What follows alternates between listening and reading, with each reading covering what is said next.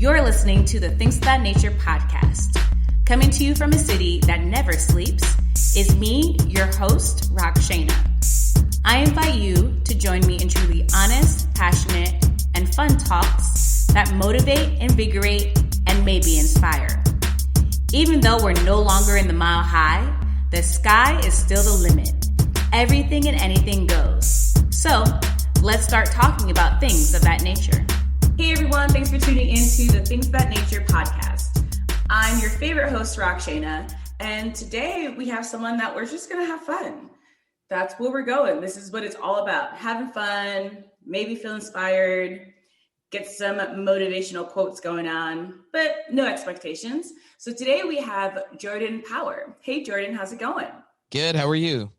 I'm doing pretty good. Thanks for coming on. Yeah, I'm in Toronto in extreme lockdown still, so I keep watching other places around the world seething with jealousy. Wow, I did not know you guys were still in extreme lockdown.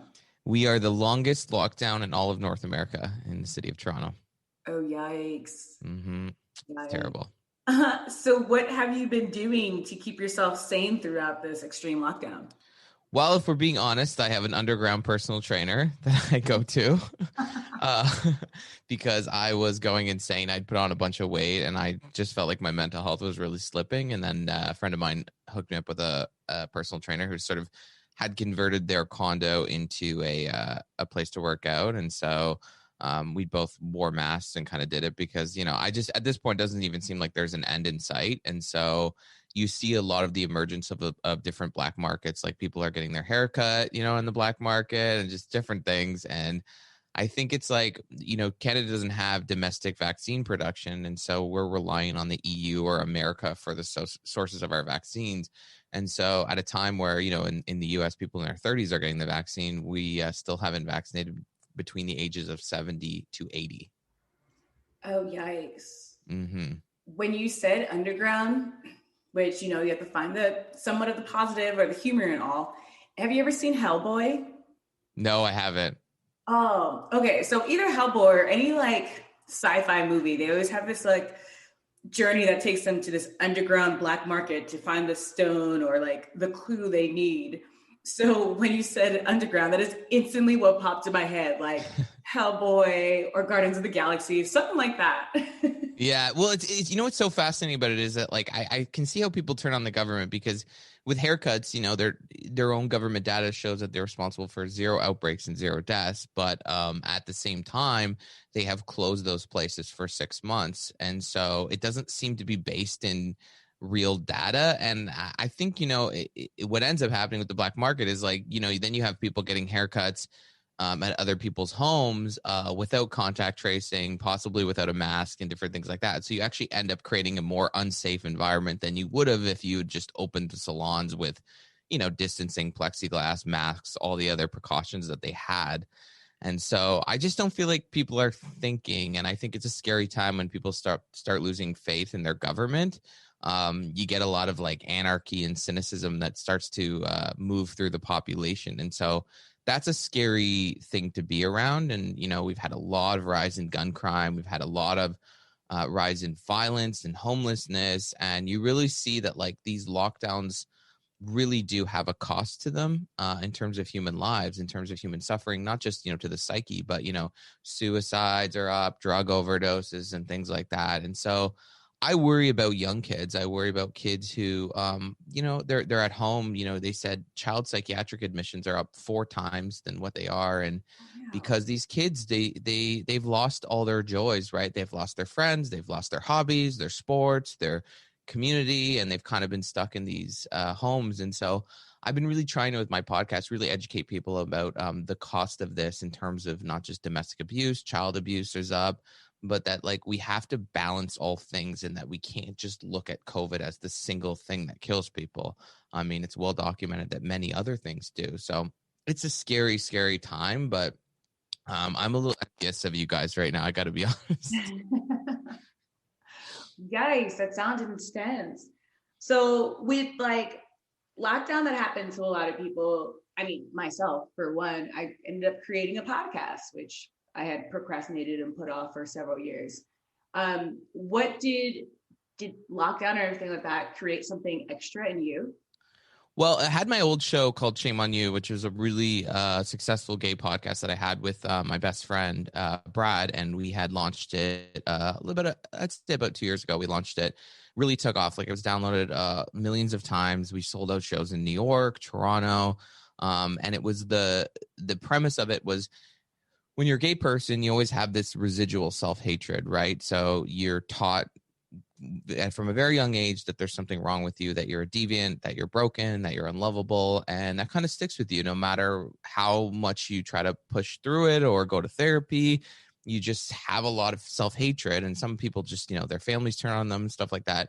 And so we tried to do this show that was tried to eradicate that residual gay shame that other gay men would have. And so we went all out. So we interviewed our ex-boyfriends. We interviewed people we hooked up with. We interviewed gay priests. We interviewed a meth addict. Like, we really just put it all out there in this authentic, raw thing. And it took off exponentially. And then I sort of realized that I didn't want to have a singular focus podcast that was all about my personal life, because it really destroyed my personal life. And when you're mining your personal life for content on a show, eventually you really resent doing it, because you sort of feel like this product, right? You're like this dancing monkey that always has to perform for people. And so I last year ended that podcast, and then during the lockdown I sort of took 5 months off and recouped, and then I relaunched my show Unmentionable November 2020, that we've been doing for, wow, that went really quick. I guess that's 4 months now, 5 months. So I've been doing that every week, and that has kept me sane and kept me in a routine and working on my comedy, because if I didn't have a focus, or if I was one of these people that couldn't work right now, I don't know where I'd be without purpose or a reason to get up in the morning. And that's a scary thing for a lot of people. Yeah. I believe in the sense of having a purpose and, having your reason, what motivates you, like you said, to get up and get you moving so you're functional. Mm-hmm.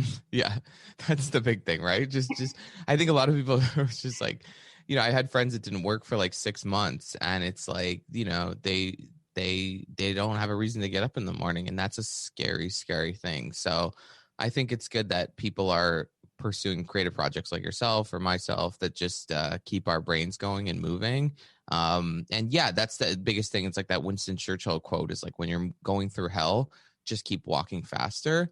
And I think that's the biggest thing, is like, whether it's depression or anyone sort of gets stuck in life, it's like you always have to keep yourself in a forward velocity, just always keep moving forward as best as you can. And, just if it's getting out of bed and taking a shower, consider that an accomplishment if you're at a really dark place in your life. Yes. Ooh, I agree. So what was getting you moving and getting you going before pandemic and the world kind of closed down into the... Well, I released a book last summer called Famous Anus. Great title. Yes. So I had released that. And so I guess at the beginning of the pandemic, I was working with my editor, and I really had to get it out by a specific date. And so the book, that was taking a lot of my focus. And I don't know if anyone listening to this or yourself has written a book, but it's one of those things where I completely underestimated the process of writing a book. I thought you just, you write a book and an editor would work with you and kind of punch it up and go in there and fix your spelling and your grammar. But I didn't realize that they really go in and they deconstruct the entire book and rip it apart. It's sort of like, remember when you were in elementary school, they would give you like an essay and you'd get it back and there's like all the red markings on it. Yeah. So imagine that, but 300 pages. And yeah, so I was working on that and I got that out in June. And I actually ended up moving in with my mom, not really for financial reasons, but just sort of that I was in Toronto in a 500 square foot apartment alone. Just didn't really, it was when we were all scared of, like, we didn't know what COVID was. And so I just was completely isolated. So I ended up moving in with her, and it's fun. It was fun. I mean, my mom's 66 and I'm 34. We sort of just like, we're hanging out as buddies, and we really had this really beautiful time to reconnect and just bond. You kind of, when you have parents that are older, I think you sometimes realize that the years are slipping away, and we take our parents for granted in a lot of ways. So I got to connect with her, and That was fantastic. And then since then, I sort of have just had this mentality that like, I'm just gonna keep moving. And I'm like I mentioned with the trainer, and I see friends that will see me, but yeah, I think comedy is what has saved me. What's always saved me. I mean, I've been doing stand-up comedy for years and had a comedy podcast. It's the one thing that saves me from everything, because even when things are terrible, I can always just find a way to make myself or others laugh, and then that's like our little vacation from the horror. Right. How long have you been doing comedy and in that world? Probably like unofficially, I'll say my whole life, but I will say I've been in the entertainment business for about 2 years. I just sort of ascended pretty quickly. So yeah, I would say a few years between stand up and books and comedy podcasts and all that. But I just love it. I feel like I think the greatest joy we get in life is service. And for me, my service, I've realized is making people laugh. And that's a gift that I have, that I can help. I'm the person you call when you break up or death or something like that. And I make you laugh. And that gives me so much joy that I can make people laugh and escape from life just even for a little bit. So yeah. Nice. Were you the class clown? Oh, absolutely. I was, I mean, we're insecure people, right? We're just, we live our lives for others. We live our lives to perform. We will do anything for that laugh. And we have this innate insecurity and this need to please others in that sense. And so I think I do think part of that is probably life experience, but I think part of it is just something genetic. When I meet comedians, they just have something in them that they always knew this was their thing. And I didn't realize that I could actually make it into a career until I launched my old show. And, we were selling out major shows, and I realized, oh, I'm a comedian. I figured it out. That's awesome. Mm-hmm. It's really funny how, like, for instance, myself, I'm a motivational speaker, and I like do these talks and whatnot. But when I was first doing it, I was like, yeah, sure, I'll do it. But then didn't realize, like, oh, wait, no, this could be a job.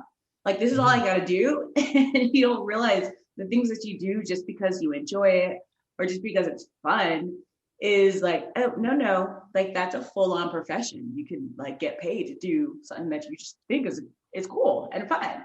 Yeah, it's such a cool, I mean, and it's such a cool time. I think like, I'm a cynical person in a lot of ways, but I also think I'm not a true cynic, and that like I feel like this time is really cool, and I hope a lot of people have used this time to reset. And that, like, you're right, like you said, it's just like a business is answering a need, right? And so if you do something like motivational speaking, you're answering the need of like, okay, people want this and people are willing to pay for this, so you just answer that need. And I think what's really cool with the internet and how everything's changing in the business is that, like, if you are talented, if you are motivated, you can harness a fan base online, and you can serve them, and you can make that into a business. And I think the old days, like you had to be in the newspapers, and you had to know people and connections. And now with the internet, it's just like, as long as you can get in front of people and show them who you are and what you're bringing, then you can make it into a financially viable career. Right. Which makes it so much easier. Just stop complicating things, people. Just stop complicating it. Turn on your webcam and start talking. Yeah, I mean, I think not everyone, let's be honest. I mean, that's kind of the other problem is like everyone has a podcast now, and I'm just kind of like, okay, well, some people just really don't have it. I did one the other day, and it was like these two girls, and they had, my producer booked me on it, and there's just like, they were just sitting in their room. I think a lot of people, the problem is that like they just talk, but they don't think of saying something, if you get what I mean. Everyone can talk, but not everyone can say something, and especially like something unique. And that's one of the things I've always tried to do with my show as I got better at this, was I was like, what am I bringing to the table that no one else is bringing? That I'm not just saying the hot take, everyone's got like their hot take on the political news or celebrity news, that I'm actually giving something unique and different. And that's what I try to do with my show. Is just like, I really try to show people a different view of the world that they hadn't considered, especially with like